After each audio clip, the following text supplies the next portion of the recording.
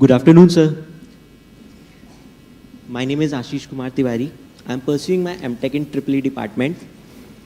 My question to you is, in the recent times, we have noticed that India's diplomatic stand is getting stronger, especially during this Ukraine-Russia war. How well is this India's assertive and more independent approach in its foreign policy being received by the EU and the USA? Why were the things not the same before? Well, that's not not an easy question to answer. Why were things not like that before? But I tell you very honestly, it's not like we one day woke up and said, okay, from tomorrow morning we're going to be assertive. What happened very honestly was that on some issues, there was a concerted effort made to pressurize us. A lot of it came from the media, international media. Some of it came from other governments. And, when you have that kind of situation where others push you to do something which you do not believe is in your interest, or to make a choice which you do not agree with, or to forego a choice which you do not wish to do, you have to decide what is the best way of dealing with those kinds of pressures. It's natural inclination to first say, okay, let me try and explain, let's be tactful about it, maybe they will understand. Then at some point of time you realize that, no, they know exactly what they're doing. If they are saying something about you, it's not like they have a different set of numbers. They have the same set of numbers that you do. So I think at that stage it's important to speak up. So I'm not, I am honestly not a combative person, but I also am a person who believes that when I have to draw a line and say what I have to say, I would be prepared to do that, because I think the interests of the country require us to do that. Thank you, sir. The final question is from Professor Palash Ghosh.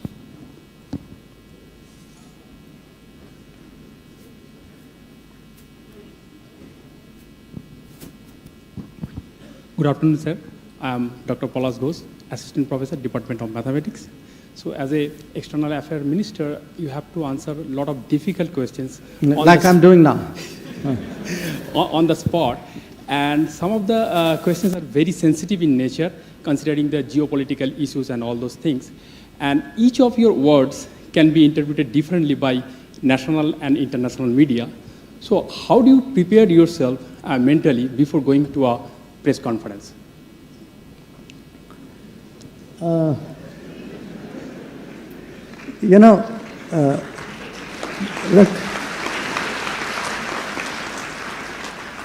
this answer is actually going to scare you, and I hope you don't lose confidence in me. Most of the time, you don't actually, consciously prepare. Meaning what happens? This is something we do as a routine. Even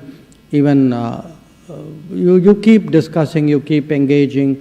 And it's not just me. I have after all a spokesperson of the government who works in my ministry. They have a briefing, so you keep, I would say, like net practice, you keep discussing things. If they ask this, what would you say?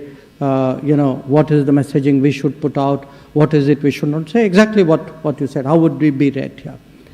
But at some stage, if you've done enough of it and you have a sort of aptitude for it, you have internalized it so deeply that it's a instinctive response.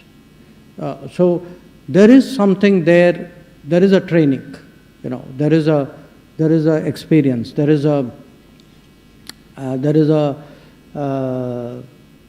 something which is at the end of the day, the body is such a great machine that maybe it's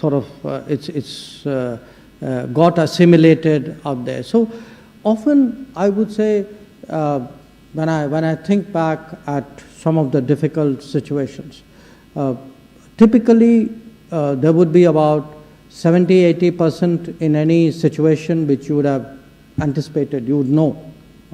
Because it's not like you walk in without preparation. You know, ideally, I would like to, ideally I would have liked to know what all you guys were going to ask me today, ideally. But often, I would say 10% would take you by surprise or would come at you from an angle you haven't thought. And that's really where your instinct and your experience comes in.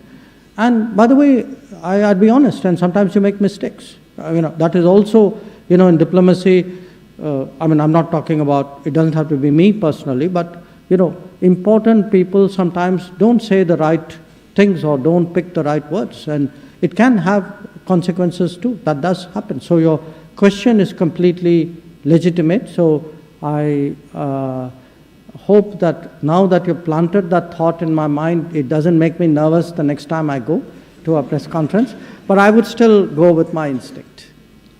So thank you. Thank you so much.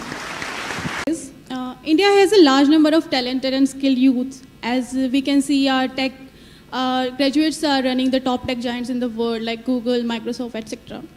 So sir, I would like to ask, what effective measures will help to retain the talent in our country in order to realize our dream of India becoming a world leader or Vishwaguru?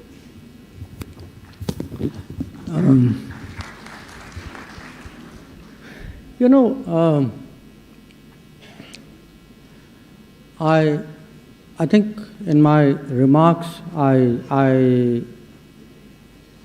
shared with some of you that when I travel around the world and look at the progress of other countries, it hurts me sometimes when I say, why isn't this happening in my own? And today, quite honestly, I feel much better because I think a lot of changes are happening in my own. Now, something similar also happens in terms of talent. That when you, I must say, by the way, I would also say a large part of my school class, they graduated, many of them went into IITs, and many of them actually went abroad. So now that at this age and stage we all have a WhatsApp group, we are all trying to locate each other, and I'm actually quite amazed how many of my classmates lived abroad. Now, it happened to, I'm not saying it's a bad thing. To my mind, people who go abroad have actually been an enormous catalyst of change in our country. I'm not talking because they remit money or because they, inspire us. Because we Indians are family oriented, even those Indians who go abroad stay in touch with their families at home. So for every one person out there, 5 others have some connectivity and some influence, and we keep talking to people. And so there's actually, it's very non-quantifiable, but the Indians abroad actually have been a very powerful force of change in India. But yet, your point you mentioned, when Indians have done very well abroad in big companies. I think a large part of it is that the governance system in India did not steadily broaden opportunities, generation by generation. You have opportunities today, definitely more than I had. But if I were to say 10 years ago or 20 years ago, it was much less. A lot of what we are seeing now, what I hear, the whole idea of innovation, startup, even, and it doesn't need to be at a tech level.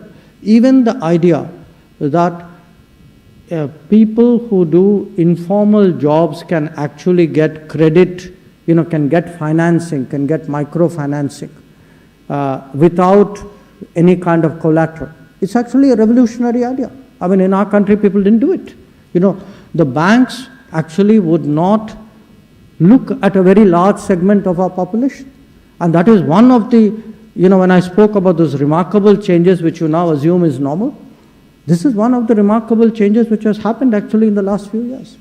So I would say, to me, how do you create more opportunities? How do you promote? How do you encourage people to do more things and make businesses out of it?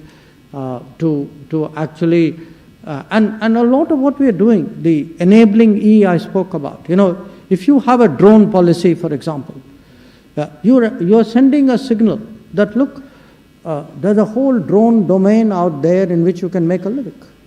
If you have a space policy, you can do so. I think we are still evolving. There's enormous room for growth, to my mind, in this.